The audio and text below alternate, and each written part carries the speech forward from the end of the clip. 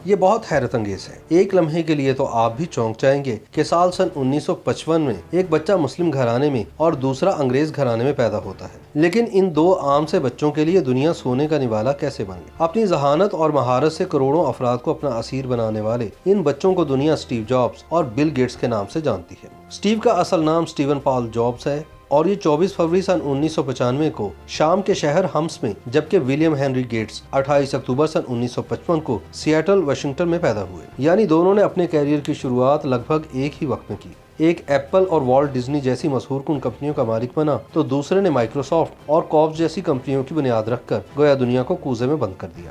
مزے کی بات تو یہ ہے کہ دونوں دنیا کی بہترین یونیورسٹی سے نکالے جا چکے ہیں، اور آج امریکہ کی ہارورڈ یونیورسٹی کو اگر فخر ہے کہ بل گیٹس اس کا اسٹوڈنٹ رہ چکا ہے تو ریڈ کالج اسٹیو جابز پر فخر کرتا ہے۔ بلا شبہ دونوں کا شمار انتہائی ذہین بچوں میں ہوتا تھا، تاہم بل کے بارے میں کہا جاتا ہے کہ وہ زمانہ طالب علمی سے ہی کمپیوٹر ایکسپرٹ مانے جاتے تھے۔ بل کی خواہش تھی کہ وہ ٹیکنالوجی کے شعبے میں کچھ ایسا کام کریں کہ پوری دنیا میں ان کا چرچا ہو۔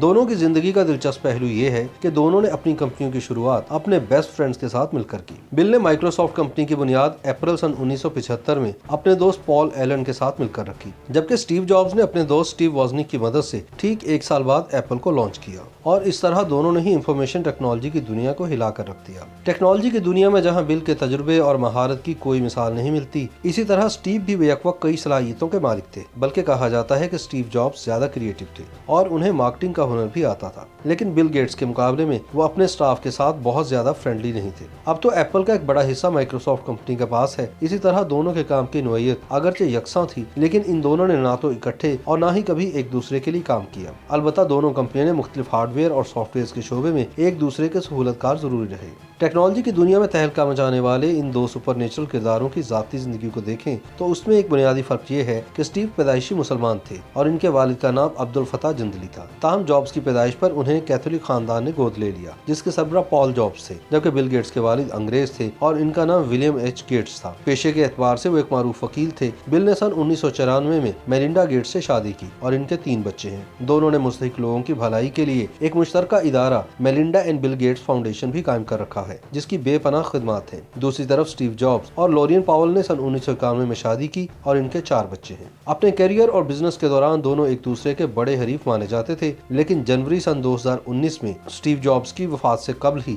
دونوں کی دشمنی ختم ہو چکی تھی۔ دراصل کینسر کی بیماری کی وجہ سے اسٹیو جابز نے کمپنی کے سی ای او کے عہدے سے علیحدگی اختیار کر لی تھی۔ بہرحال دونوں ہی سافٹ ویئر ٹیکنالوجی کے شعبے کے کنگ ہیں، جنہیں دنیا میں کوئی نہیں ہرا سکتا۔ اب بل نے اگرچہ جنگ جیت لی ہے، لیکن ایپل کنگ کے اثاثوں کا کوئی بھی شمار نہیں۔ اگر بل گیٹس کے اثاثوں کی مالیت 105.7 ارب ڈالر ہے تو اسٹیو جابز کے اثاثوں کا تخمینہ 10.2 ارب ڈالر لگایا جاتا ہے، اور ایک بار نہیں متعدد بار دونوں کا شمار دنیا کے امیر ترین افراد میں ہو چکا ہے۔ اگرچہ گزشتہ 3 برسوں سے ایمیزون کے سی ای او جیف بیزوس نمبر 1 کی پوزیشن پر براجمان ہیں، لیکن سن 2016 تک بل گیٹس ہی سر فہرست تھے۔ بل گیٹس اور اسٹیو جابز کی ایک دوسرے کے بارے میں رائے بھی بہت میٹر کرتی رہی ہے۔ اسٹیو کا خیال تھا کہ بل نے مائکروسافٹ کمپنی کی بنیاد اس وقت رکھی جب یہ کسی کے وہم و گمان میں بھی نہ تھا، اور بل گیٹس کے خیال میں ایپل ایک جادو ہے جسے اسٹیو جابز منظر عام پر لایا۔